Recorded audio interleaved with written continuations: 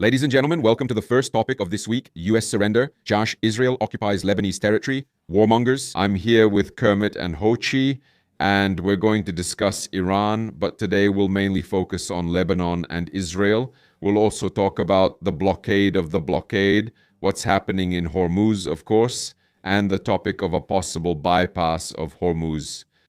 Simply put, we have some topics to cover, so let's take a look at them.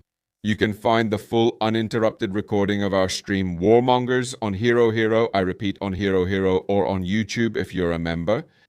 On Hero Hero, if you attend the streams, there are often discounts or something like that, so check out the streams, it's worth it. Anyway, what do we have here?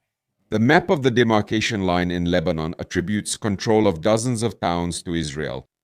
When we look at this map, what do we see? Hey, Hochi, you're the one who brought this, so can you describe this situation for us? Because I would put it like this. Lebanon is a country partially controlled by Hezbollah, and Israel attacked the southern territory of Lebanon. The territory they're occupying, they want to level the villages and towns there, and they're displacing the population. Besides that, they also want to control the maritime or coastal areas. And if I understand it correctly, there are actually a lot of places that Israel will eventually depopulate, displace, or simply destroy. So can you tell us something about that? Anything else? Sure, there are a lot of those places. Here, the bigger towns and cities are highlighted. I think it's for those with around 10,000 people. If I'm not mistaken, the point is that Israel is hiding behind the claim that it wants to fight Hezbollah, so it can't fire that far into Israel, so they want to create a buffer zone, just like they did in Syria on the Golan Heights, in Gaza, or on the West Bank. So here they're also creating another buffer zone.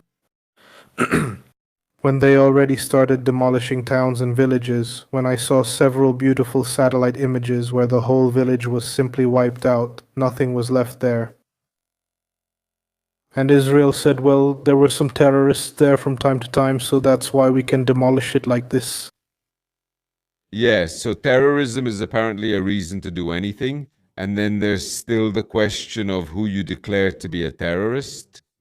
However, I would maybe add and remind you of one thing here. Last time we talked about how those villages in Lebanon disappeared from Apple Maps. And the argument that was made here was that Apple is sucking up to Israel. I looked up some information about it, and one of the scenarios, a scenario that kind of disproves this, is that those villages were never on Apple Maps in the first place. So, do you know anything about it? Were those villages there by any chance? Or did you look up any other information about it? I'm not a fan of Apple, and I generally like apples, but I'm more of a classic phone enjoyer. Pardon. With Android, so I don't use this. I don't know about Kermit, though. Me neither. So please write to us in the comments, those of you who use Apple. So is it normal that some poorer countries, for example, have less coverage, like such poor coverage that entire villages just disappear, you know?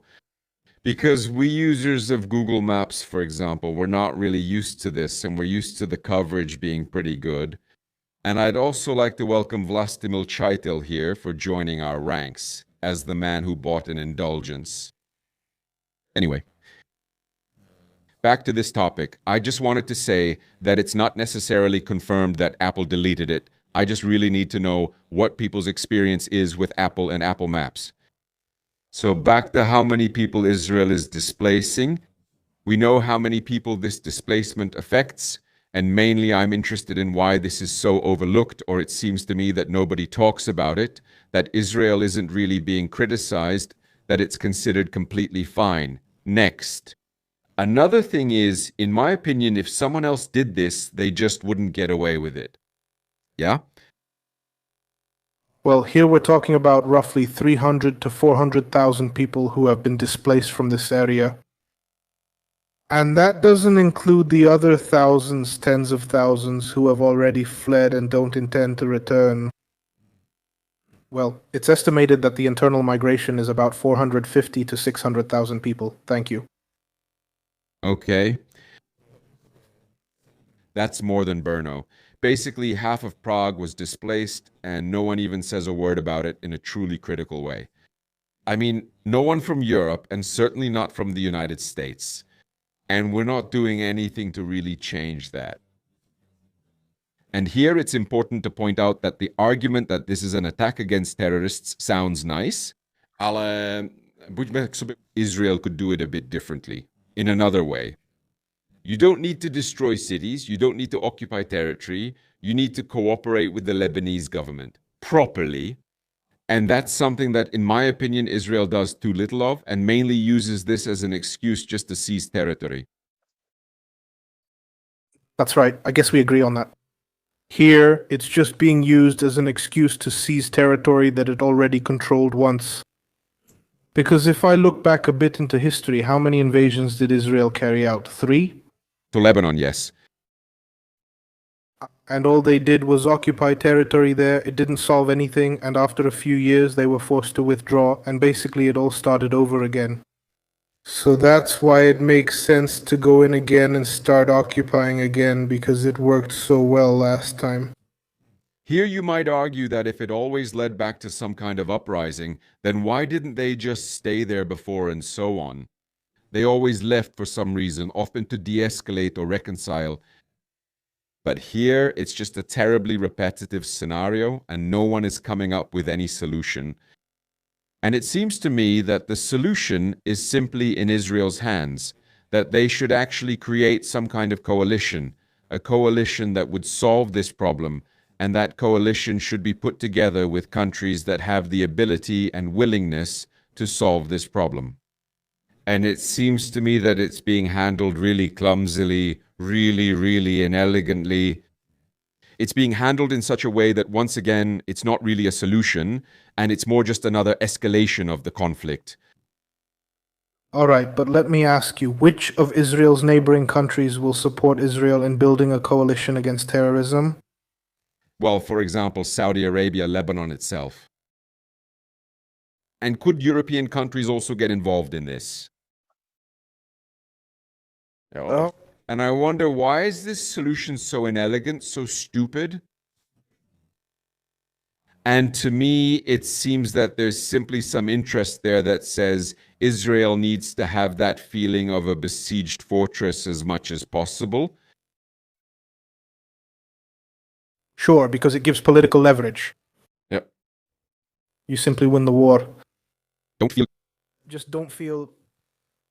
Yeah, but anyway, if we go back to that red area, a really nice bonus is that in those de facto now territorial waters that Israel has taken over, there's a huge gas and oil deposit that actually de facto and by law belongs to Lebanon, but Israel, by taking it over, is now claiming it. And they're already preparing to start drilling there. Well, I would say it's actually good news considering that Lebanon wasn't able to extract it. Thank you. But of course, it could definitely have been extracted in some way by making an agreement with Lebanon and extracting it on their territory through your own company. There's also a great trick, I think it's called side drilling, which means that you can drill diagonally under the foreign land and suck it out from them without them doing anything about it. Something like what Montgomery Burns did when he was sucking oil at the elementary school. Yes, that's a totally quote-unquote common practice that's used every day, and it's even used across state borders, for example, because some states have different laws than others and don't want to allow drilling. Well, crazy. Wait, but state borders only work on the surface, right? Nobody really monitors what happens underground. That's an interesting question. We know airspace is the same up to the stratosphere, right? That's true as well, yeah. So it's hard to say if there's a limit upward. The question is how far that limit goes downward, for example. Well, in any case, it's interesting that here we have a territory that just happens to be the demarcation line, even for maritime routes and so on. And right there is the gas field. Sometimes it just works out that way. It just happens sometimes. Sometimes it just works out that way. That's right, that's right. There's nothing you can do. No, coincidence. Well, in any case, it's obviously a tragedy. I feel really sorry for Lebanon. And at the same time, it's just so... You wonder why they just don't give up, why they don't just let themselves be annexed by Turkey. It's terrible. Would you want to be annexed by Turkey? If I had a country like Lebanon, yes. Immediately. Say that to their face, let Turkey annex them. Or any other country that works, company. Maybe even with paradise, right? But, there aren't that many regions of those countries, We're talking about the Middle East here, You've got Turkey there, you've got Israel there, and now they're trying, but it's just like you wonder why. What does Lebanon gain if the country is such a mess? Lebanon has 4 options. Either get annexed by Syria, by Israel, or by the Republic of Cyprus and the Turkish Republic of Northern Cyprus. Or, as always, by France or Britain, of course. But it's hard to say if that would work today. France could bring some stability. Hey, do you think the Jews did exploratory drilling in those seas and then found out that democracy was at risk there? Yes, that's from an amazing Czech series called Cosmo. Hey, I'm not sure about that since there's not much democracy there. What? You both talked at once, so I couldn't understand. Sorry. I guess I would understand, but Jews don't really have much democracy to export. It's true they're not succeeding right now. Since they've had that state of emergency for the past few years, it's becoming less exceptional and more normal. How long has the state of emergency lasted since the war in Gaza began? It's been at least 2 years, right? It's gonna be 3 years in October. So that's longer than it was during COVID? Is that right? That's terrible in comparison. So, that's Lebanon, or do you have anything else to add? The Lebanese government or the Lebanese army, of course, doesn't resist. The only ones who put up any resistance are Hezbollah, and those are more like acts of resistance when they fire rockets, right? You can't really say that it's an outright war there. It's just that tanks, bulldozers, and soldiers came in, they entered, and no one really put up any resistance, and nothing much is really happening. So there you might find, a classic armed conflict, right? They are a partially disorganized terrorist structure, and the IDF is a professional army, at one of the highest levels. So there, one side will be fighting a guerrilla war, and the other side will try to crush them everywhere possible. Mm-hmm. Yeah, Hezbollah is a militia. That means they don't have heavy weapons. So it's basically about ambushes, destroying convoys, and things like that. Do we know how difficult it is for the Israelis and what losses they're experiencing? It's in the low tens per day at most. So the Israelis are massacring the Lebanese by the hundreds and only taking low losses themselves. When we count the wounded as well, right? Yeah, from what I saw this week, it was about 50 Israeli soldiers or so. We can see the resistance there is fairly low. That's true. Well, the resistance, as Kerem said, is kind of fragmented. Guerrilla-like. Guerrilla-like. Yeah. All right, so if we look somewhere else now, let's move away from Lebanon and take a look at Port Iran. So the Strait of Hormuz. Strait. What's happening there right now? Please don't interrupt me while I'm talking. You'll get your turn. I'm sorry, I just wanted to correct you that a strait is natural and a canal is man-made. I know, so thank you. You're nice. Fine. So we have a strait there, and the strait is blocked by Iran, even though it's not effectively blocked by Iran, because Iran hasn't actually declared a blockade.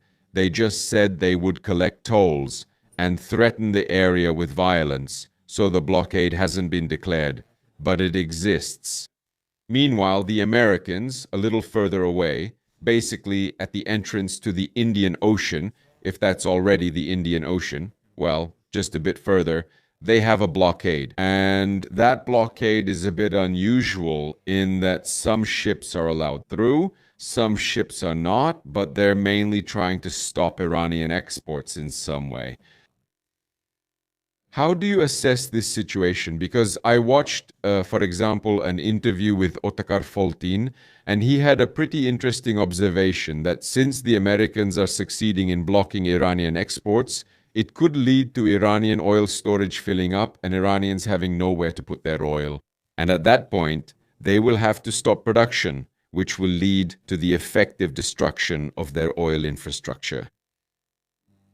That seems quite logical to me because even though Iran has some exports by rail, most of their exports are still shipped by sea. And that this could really happen. And in this way, Iran could destroy its own oil infrastructure. They'll extract so much that eventually they won't be able to extract anything. Thoughts? A plan like, if you don't let me into this concert, I'll keep throwing this cobblestone at my own head until you feel sorry for me, and then you'll let me in. What do you mean? That doesn't seem effective to me. Well, it seems to me like a plan someone in the developed world would come up with after thinking about it for 3 weeks, just trying to figure out how to sell it to the public so it at least looks like they're winning somehow. Yeah, but in the end, if Iran can't export that oil, it'll lead exactly to them having to shut down those wells, and that's something that will disrupt the oil industry for months. That's true, but that's more of a side effect of this whole action rather than the original goal, because aiming for a long-term blockade with the hope that maybe they'll limit exports, maybe their storage will fill up, maybe they'll reduce production, and maybe they won't want to restart production once the blockade ends, is just wishful thinking.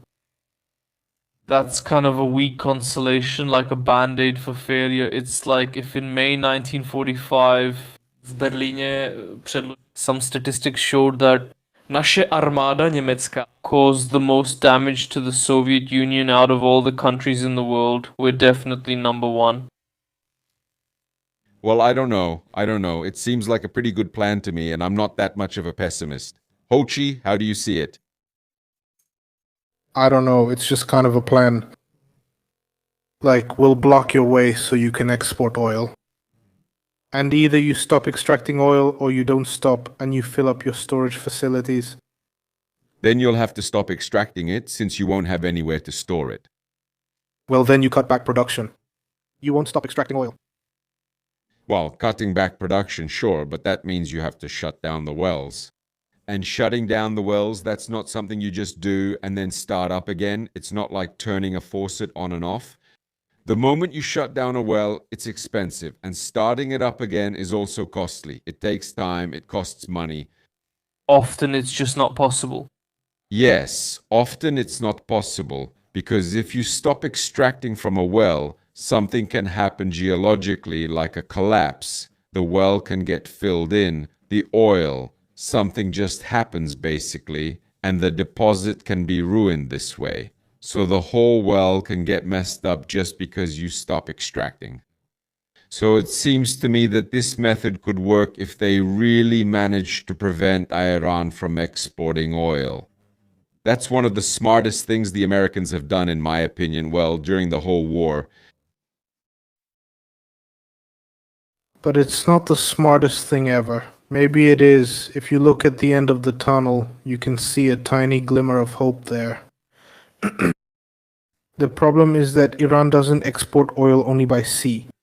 Yeah, sure, also by rail, but it's not that much. That's just a small percentage, but actually the biggest buyers of Iranian oil are Iraq, Syria, and Turkey, which are basically neighboring countries.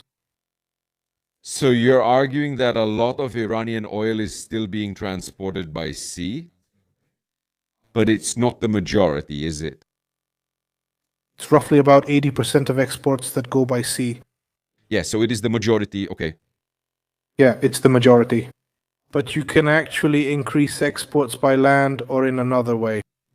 So 80% goes by sea because it's the most advantageous, not because it can only go by sea. So you can, for example, let's say, increase land or other types of exports to 30 to 40%. And in the end, you might be forced to shut down the wells or reduce production, but you won't completely lose the oil industry. They send it by sea because it's cheaper. Well, sure, but you definitely have some limits on how much you can send over land, right? You have those different pipelines or something, you have the railways, and they also have a certain capacity. So let's say there's a maximum amount you can send over land, but in the end, you can't send 100% over land. Not immediately, significant investment in infrastructure would be needed. That's definitely true, but maybe I would point out that not all the oil you extract ends up going out as fuel.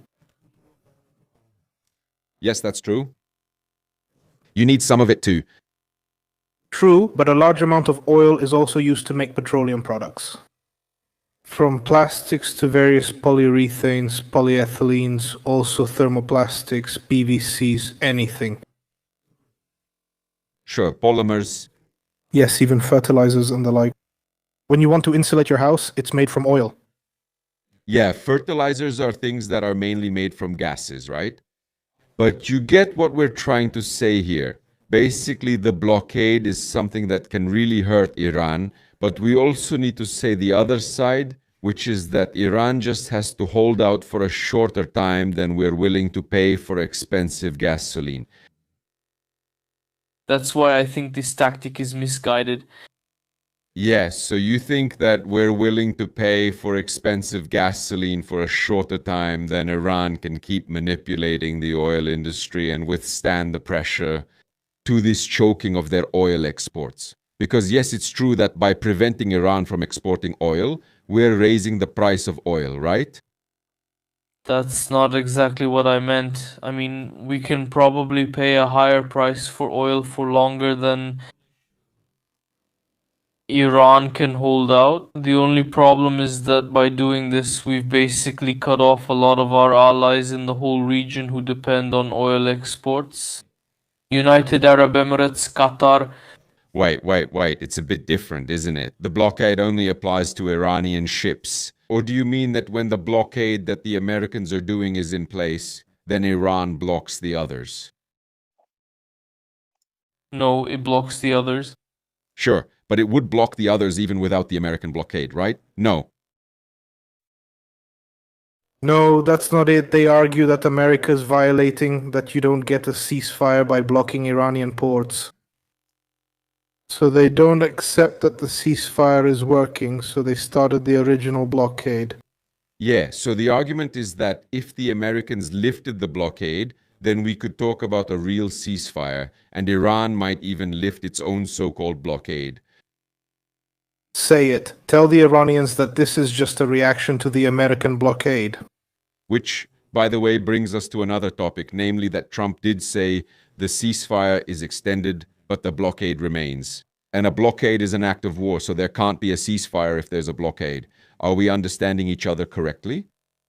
We understand each other, but Donald doesn't understand us. Donald Trump doesn't understand it, and based on that, he says there's a ceasefire and at the same time says the blockade continues. And the ceasefire with the blockade will last until we reach an agreement with Iran. No, we're gonna be here for a long time today. That's his argument. And therefore, he thinks he'll make a deal with Iran and that he'll push it through his blockade. But you actually can't make a deal with Iran as long as you have a blockade.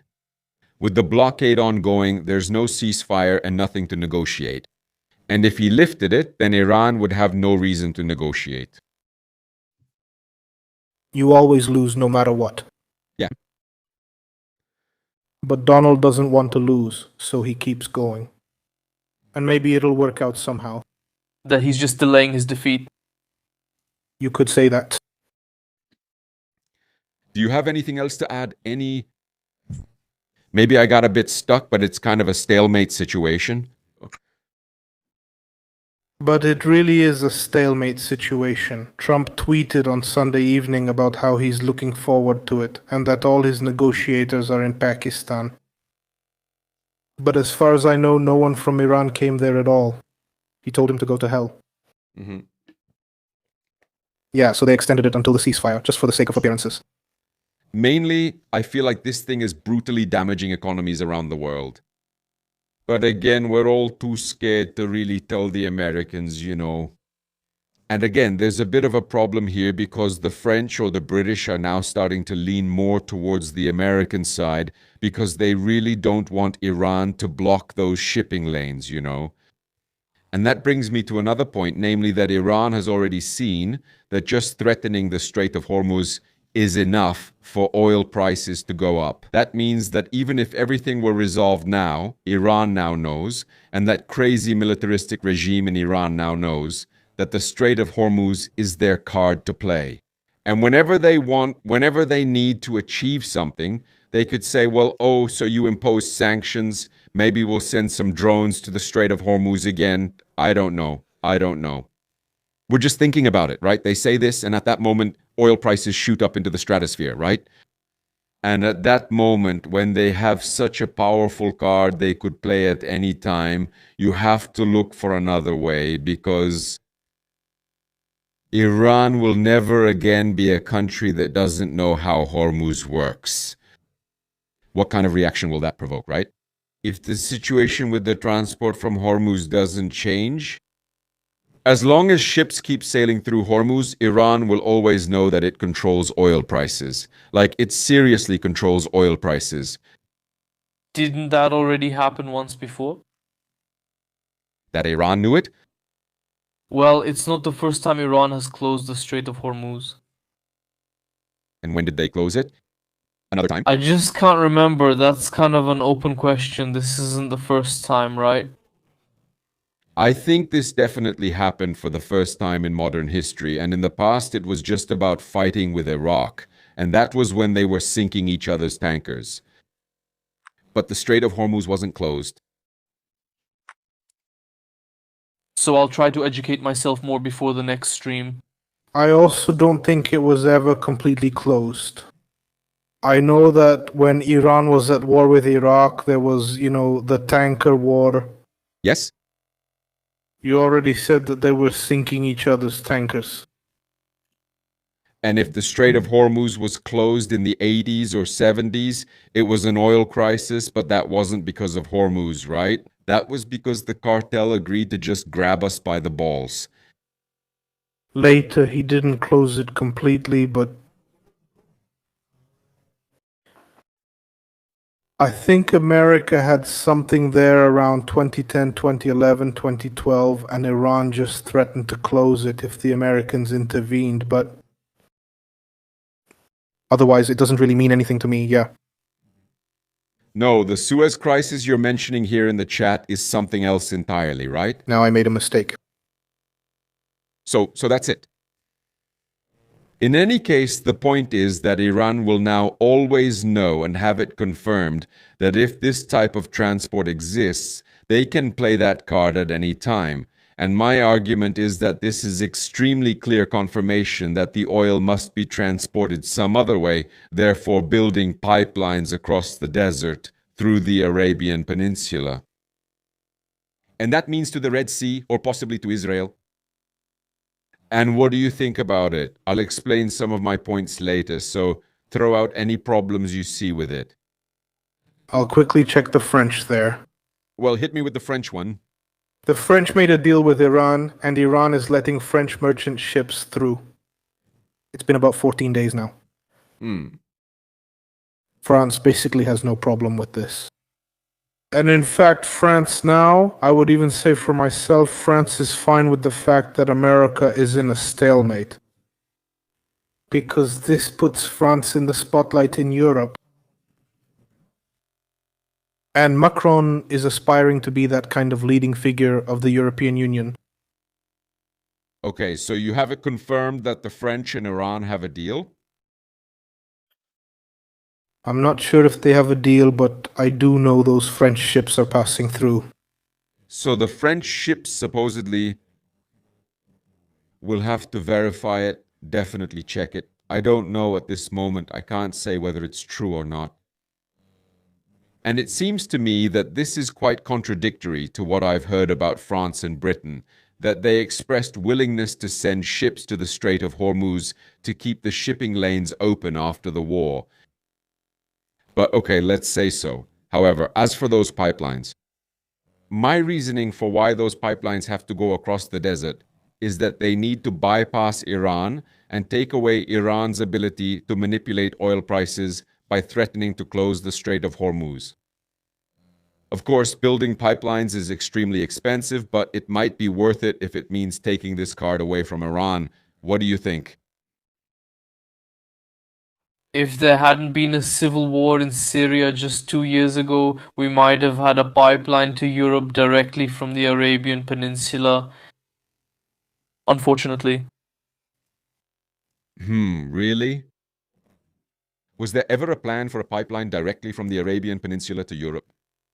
Well, it wasn't a specific plan because the whole time I think it was from Qatar, from Kuwait. There was supposed to be a pipeline through Turkey to Europe, but what had been standing in the way until recently was the ongoing civil war in Syria, which was throwing a wrench into things, and that's why the project didn't move forward. So now there's finally an opportunity. Yeah, that sets off my conspiracy radar again.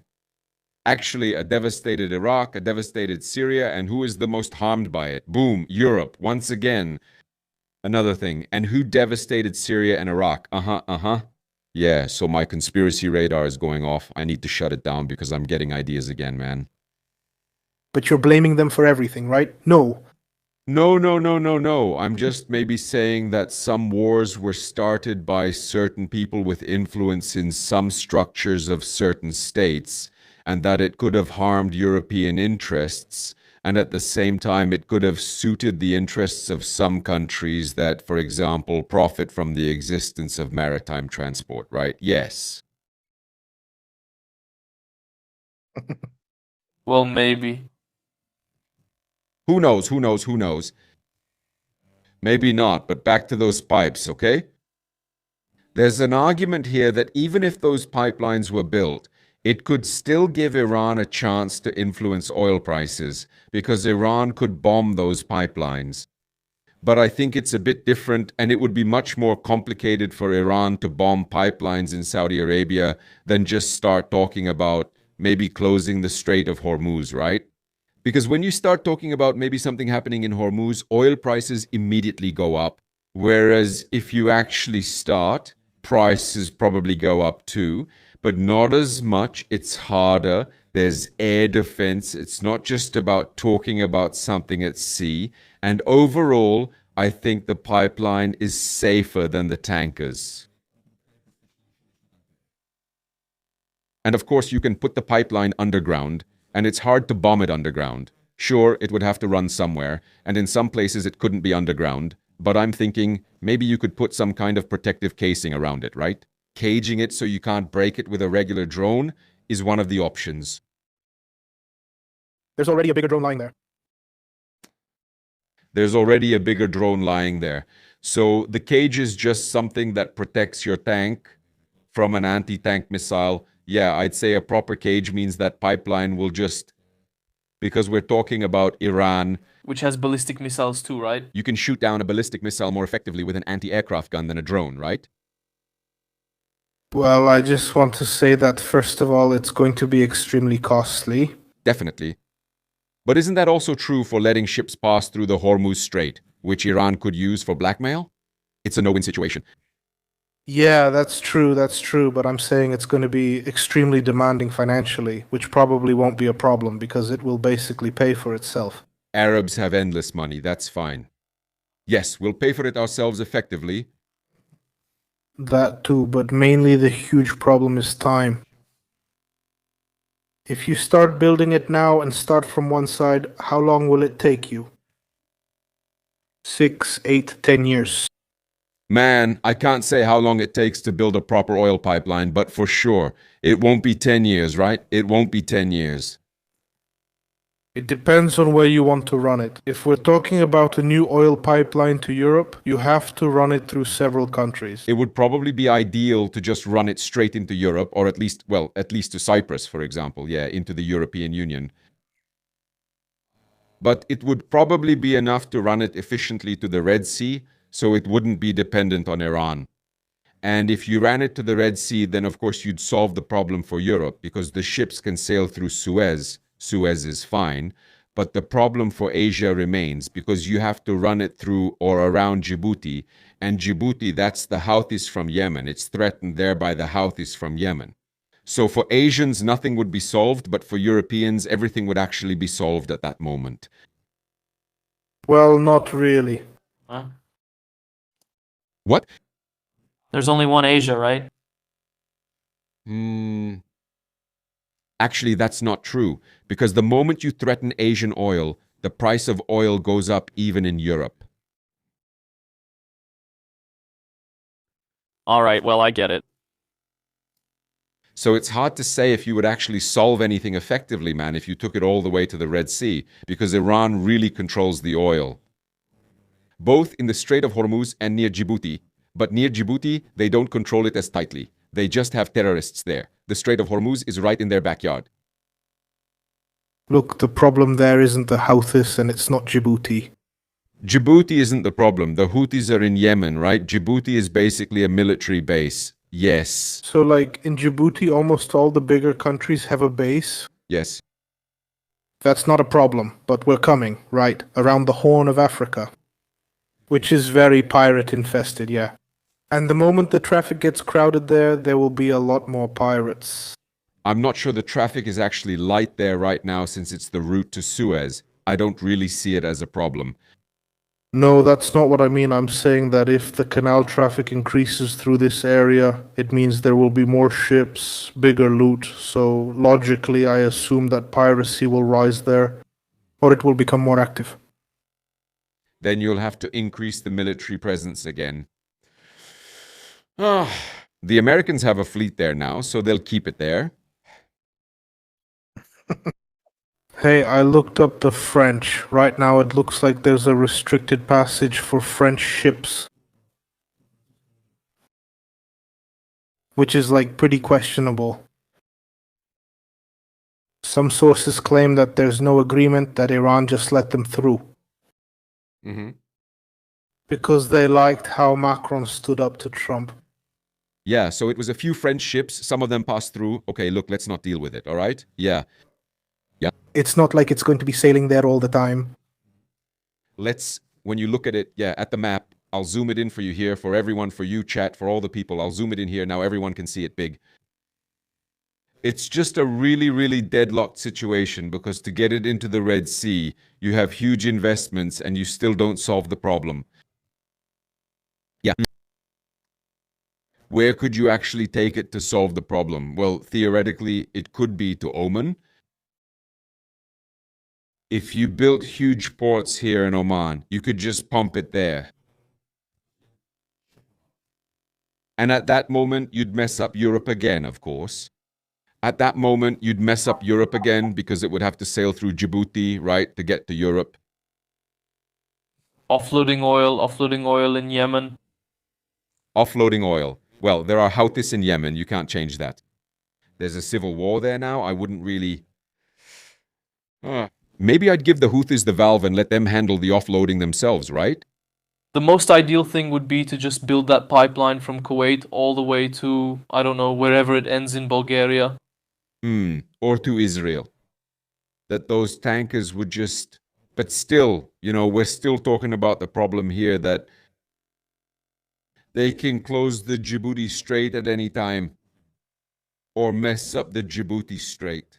And at that moment, you simply need to have that pipeline split. You need one pipeline going here to Oman for the Asians, and another pipeline to Israel for us, basically, or straight to Europe.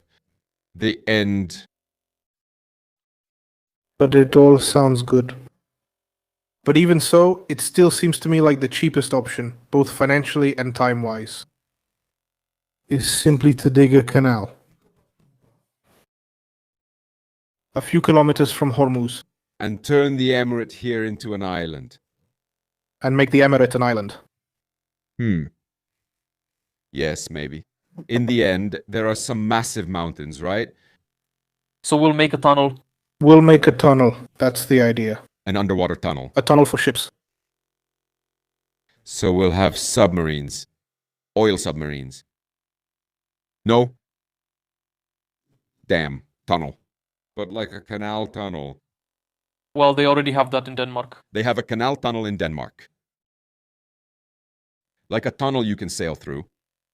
No. I'm not sure if they've started or finished building it, but they should have a tunnel like that there. Like that there. You know what, man? You're just doing your own thing here. Propaganda. You're just stirring things up to project your own view. And make money off it. Builders. Sorry, it's meant to be in Norway. Ah. So a canal tunnel in Norway, huh? Hey, if they can do it. If the Norwegians can build it. So we'll just get a bunch of Slovaks and dig a canal tunnel right here. Like, realistically, if anyone were to build a canal tunnel, it would be the United Arab Emirates. They build all sorts of crazy stuff, right? Or China is an option too, right? Which has massive construction capacity. The Emirates will fund it, and the Chinese will build it. And that's it. Or China will simply make a deal with Iran. Their ships will sail and screw all of us, right? Det är weirdost. The ideal sabotage operation would be if the Slovaks were building it, because the Slovaks would take 30 to 60 years to build it. And they would skim off all the money. So in the end, it wouldn't even get built. So Iran gets blamed because Slovaks built it. Understood. Yes. It's kind of my crazy guilty pleasure theory. No. But seriously now, what do you think is the most likely solution to this whole mess so that it's actually a solution, not just something half-baked, but a real solution?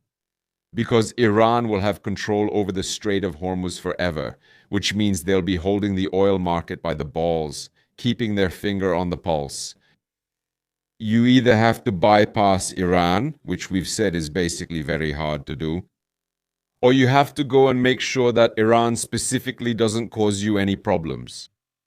But even if you make sure it doesn't cause you any problems, it will mean if it causes problems for others, it will also affect you since oil prices rise for everyone. So you must ensure Iran doesn't cause issues for anyone. Or maybe it could mean that you have to deglobalize oil, so that the fact that Americans or Chinese don't have oil doesn't mean that yours will be affected. That means destroying the petrodollar. That's a good question. Like, when you took that situation seriously. So Iran simply won? Yeah, they couldn't have lost. At the moment. I agree.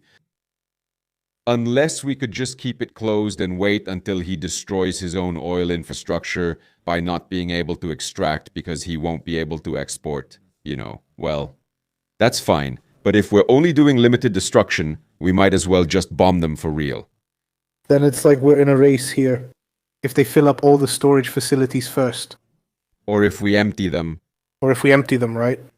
Sure. Like, neither one is a win. So I just think that America has to back down here. Yeah.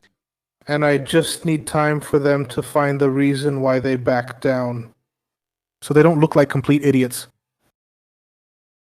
Or there's another solution. From now on, all oil tankers will have armor and integrated anti-air defense. And that's it. And on the deck, Ukrainians are dealing with drones. Integrated Ukrainians, man. Integrated Ukrainian, man. Intel Core Insight, man. So it'll be Ukrainian Insight. Ukrainian Insight, and that's your thing. But like... I just don't see any other outcome right now except America losing. And we go home. Well, yes, so that's the conclusion. Kermite, do you have anything to add? Probably not. I just hope it ends soon. But damn, during the Iran-Iraq war, everyone probably thought it would be over soon too, and in the end, it was the longest war of the 20th century. Mega. All right, look, we'll keep an eye on it. Ladies and gentlemen, please let me know in the comments or join the live stream so we can discuss it again next time. All right, see you for now. Bye. And remember that the full recording of our stream Warriors will have all the details. You can find it on Hero or if you're members of our Praetorian Guard. Right now, at this moment, we're going to discuss something that won't be made public. Only part of the recording will be on YouTube, namely the topic of Agrofert, Andrei Babish, and subsidies. It will be a bit more relaxed, more of a chat with the audience, less focused on the three of us. So if you want to participate or be present at something like that, get a Hero membership or join those streams. Well, for now, we're ending the Iran update and we're going to continue with Andrej. Would you like to say goodbye to our future YouTube viewers? Bye, see you.